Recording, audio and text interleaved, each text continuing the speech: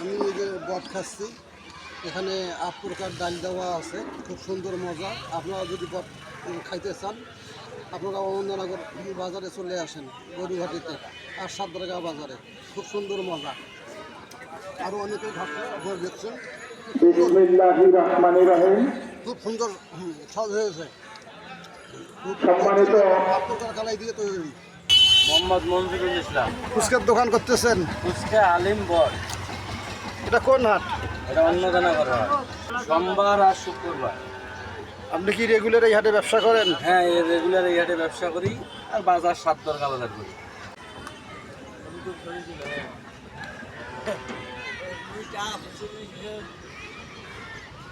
লোক আলিম খান।